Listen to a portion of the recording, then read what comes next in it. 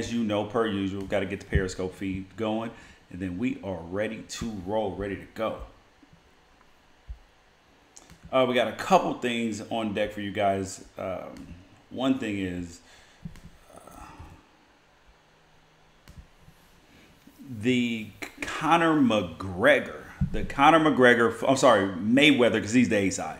Mayweather McGregor presser was yesterday, the first of the 4, the worldwide tour for this fight.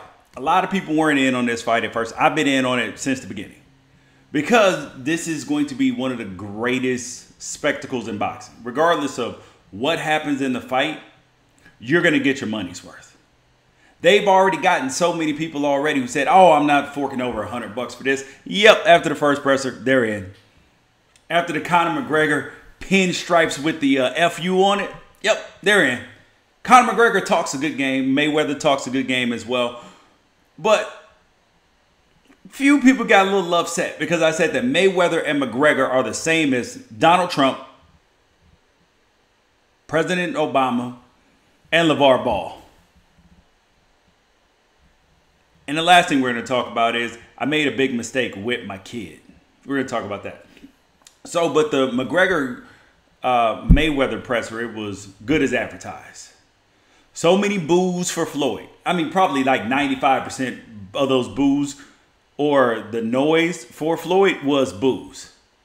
Because Floyd is the master heel. And so many people want to see Mayweather lose. They're going to buy the fight just in case a miracle happens. And that is why Donald Trump, President Barack Obama, and LeVar Ball are all the same. Because they're all polarizing figures. And polarizing figures are the people who tend to make the most money in life. They are the highest paid because people hate you, right? If you're polarizing, that means people hate you and they want to see you fail, and they will pay money in hopes of watching a disaster happen in front of their own eyes. But the people who love you, though, those are the people that really just expand your money-making empire because they love you. So they are going to rally around you that much more because there are people who hate you. So they're going to support you that much harder. They're going to ride for your cause. Think about President Trump, right?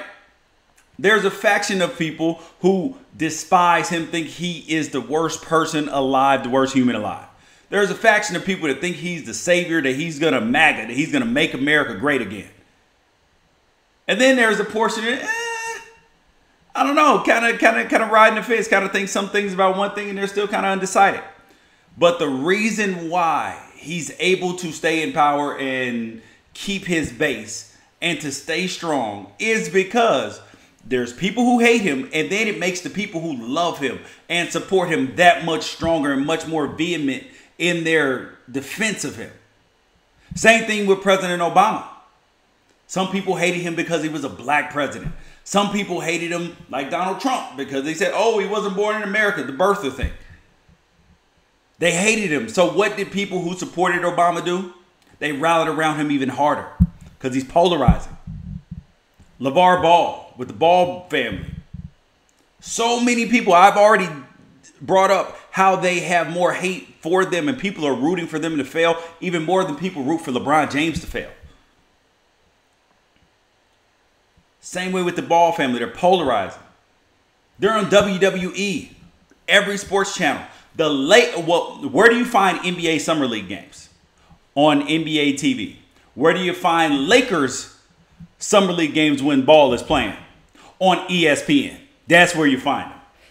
Because they're polarizing. People care because they love them and because people hate them. They want to see them fail. Here's the interesting part about this. McGregor is polarizing as well. When McGregor fights because they're both heels, right? McGregor and Floyd Mayweather are both heels. Both kind of the bad guy. They flash their money. They're arrogant. They talk trash, cuss on TV, do all of this stuff. Do all of the things that you're not necessarily supposed to do, like the bad boy image. Man who flaunts his money, all this. So they're both heels. Floyd Mayweather has just been at this a little bit longer.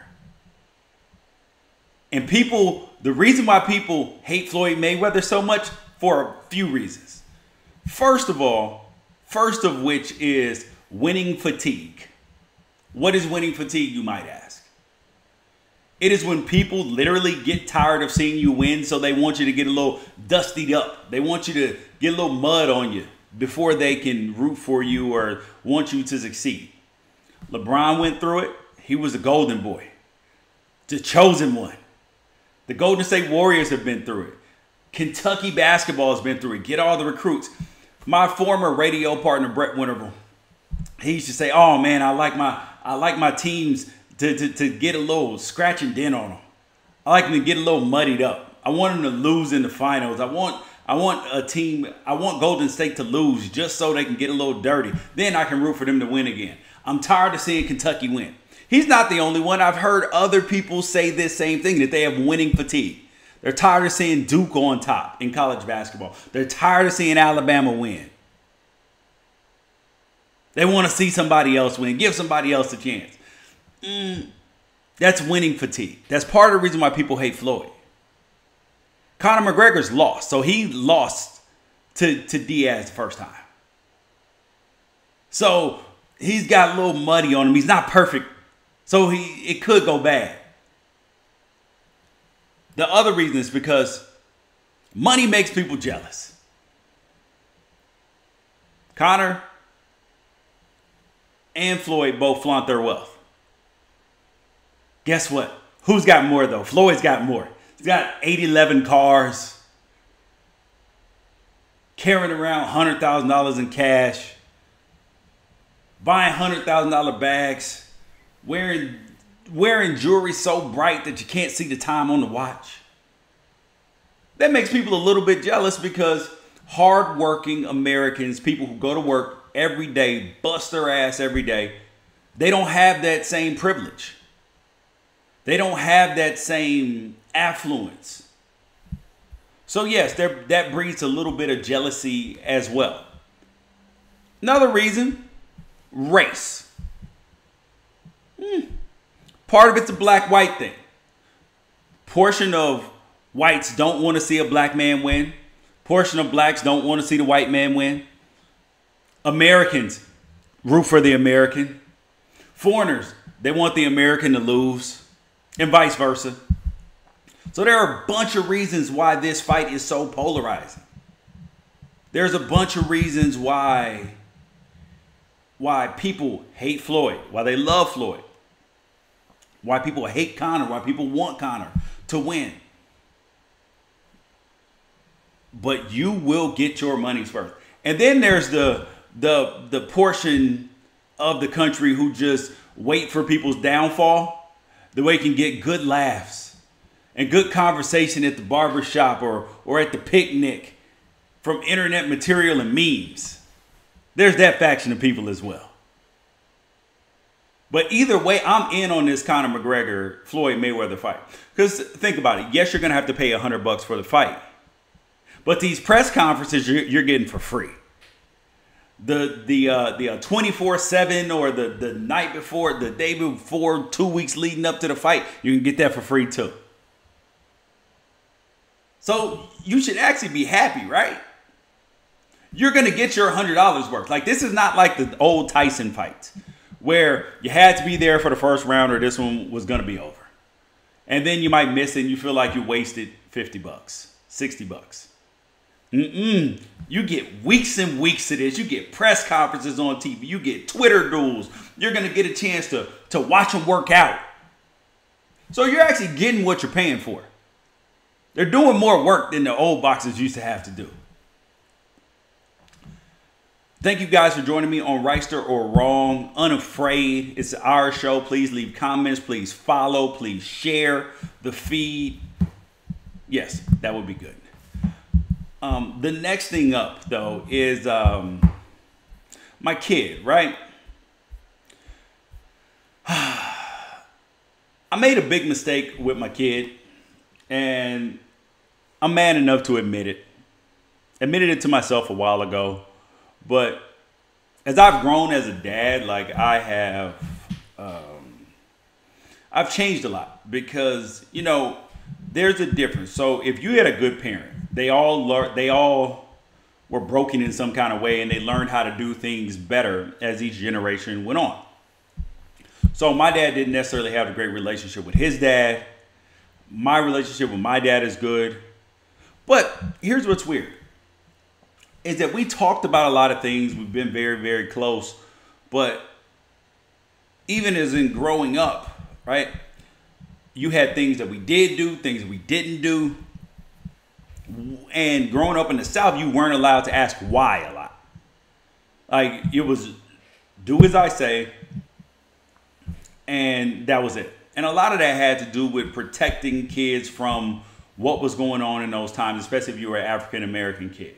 Because there was a time where you couldn't look at white people. You couldn't do certain things. Like, you couldn't, like, there was a double standard of rules, and parents just were like, no, just do it this way. So, and that's why I'll implore people, don't block your kids, your friends, or even your own dreams, or stuff that you just want to do that seems fun. And yes, you need to encourage education. Knowledge is power in every area. Whether you're a rapper, you have more depth of knowledge if you read books. If you know what's going on in the temperature of the country, you can rap better. If you're a musician, you have more depth. If you're a doctor, obviously. If you're a lawyer, obviously. If you're an actor, your characters get better. If you're an engineer, maybe you can be the pioneer of something new coming out because you've read and you're studied and all these things. So here's what I did with my son. My oldest son's 11. And he's a very tall kid. I mean, he's not like Manute Bowles' son who's 7'1" or something in the 10th grade. No. He's 5'5". He's 11 years old. 5'5", 113 pounds. Big kid. So he's always been super tall. And when he was like 4 or 5, the kid wanted to play soccer. And I didn't let him play soccer because he was too tall. And I didn't think that there was a future in it for him. Didn't consider it as fun, that it could help him down the road, or that, you know what, he just might be great at it. You know, Aaron Judge is supposedly too big to play baseball. LeBron James supposed to be in the NFL.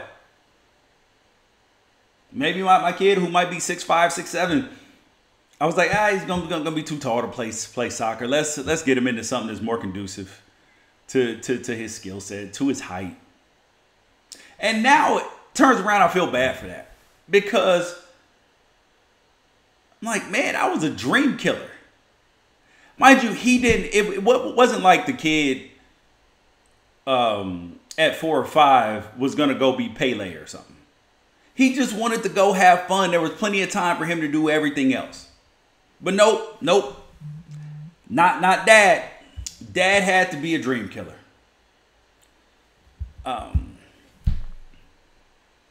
And I would implore you, don't do that. Don't do that to your kids. Don't do that to yourself. Having these limited ideas and these limiting thoughts that, you know, I can't do this because I'm from here, or because this is not what we do. This is not what people from my culture do. I was watching the, oh my gosh, I'm going to have trouble pronouncing his name, so I'm not even going to try. The Daily Show correspondent who's Indian. He just had a comedy show, and one of the things that he talked about was that in his culture, especially of immigrants and his culture, being Muslim and being Indian, that it was a problem for him to not be a doctor, or for him to not have certain jobs. And the fact that he wanted to be a comedian, he's literally the failure of his family, even though he's super successful. Still the failure of his family.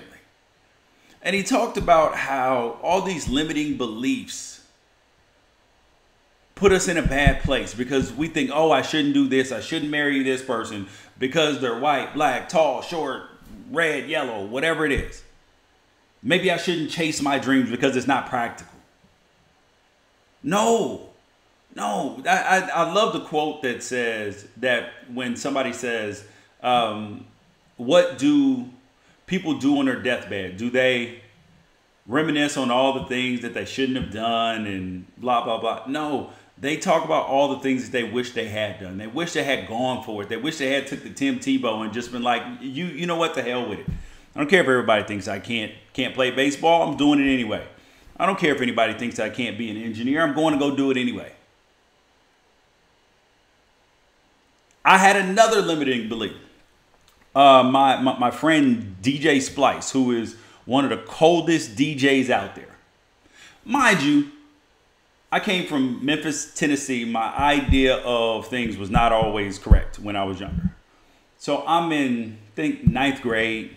Michael Eisner, DJ Splice, like I said, one of the coldest DJs out there. I remember he told me, like, gee, I want to be a DJ. I was like, okay, dude. I mean, mind you, DJs to me look like people who were standing behind LL Cool J, were standing behind Grandmaster Flash, were standing behind MC Hammer, whatever rapper was, I mean, NWA, whoever. That's what the DJ looked like to me. So he was white, and I was like, like you're white, you're going to Buckley, this private school. There's no way you can be a DJ. I mean, not for real, right? So he got his first turntables. I promise you, I did not believe, and I thought he was crazy for even trying. And now the dude is super successful, doing big time events for Fortune 5 and Fortune 10 companies, not 500, but 5 and 10 companies, doing gigs around the world. I'm sitting there like, why in the hell would I try to stop somebody else's dreams? Mind you, when I had my dream attempted to be killed in 6th grade.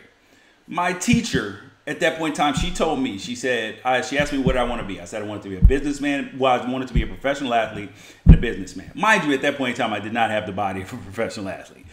She said, George, do you know what the chances of being a professional athlete are? I said, yeah, like 1 in a million. I said, okay, so don't you think you need to find something else? I was like, no.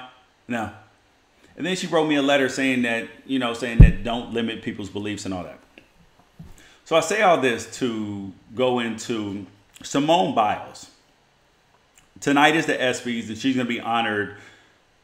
And I just look at her and just look at her as such an inspiration, like some of the stuff that she went through with her family. And this is a woman who 4 gold medals at the last Olympics, the most decorated American athlete of all time. And like, let's not even get into, she has 19 combined international medals. Everybody talks about Nadia Comaneci, the perfect 10. No, this is Simone Biles. She is the perfect gymnast. She is possibly the greatest gymnast of all time.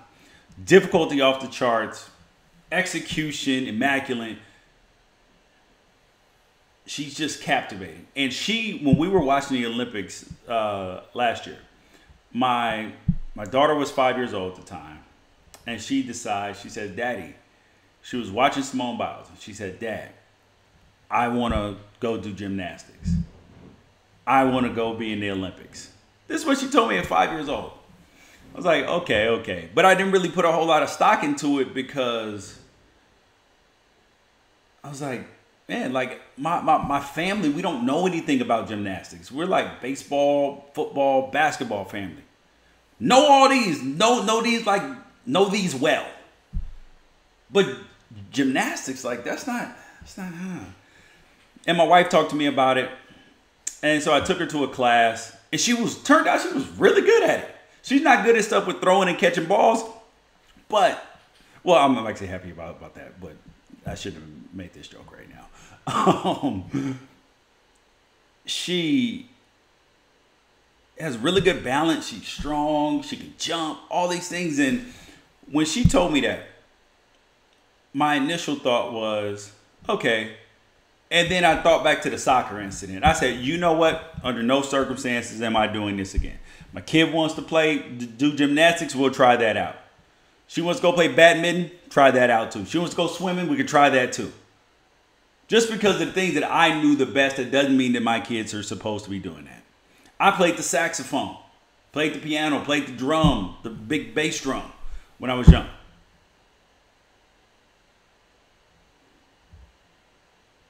My parents didn't limit me. If I had said I wanted to play soccer, they would have let me play soccer, probably. So don't limit yourself. Don't limit your own beliefs. That's just me, my family, the things that I went through. Thank you guys for joining me today on Wrighster or Wrong Unafraid. We're going to tackle topics every single day. Please share the feed if you like it on Periscope, on Facebook Live, Ustream, wherever it is that you're watching. We appreciate it. Love you. See you guys later. Peace out.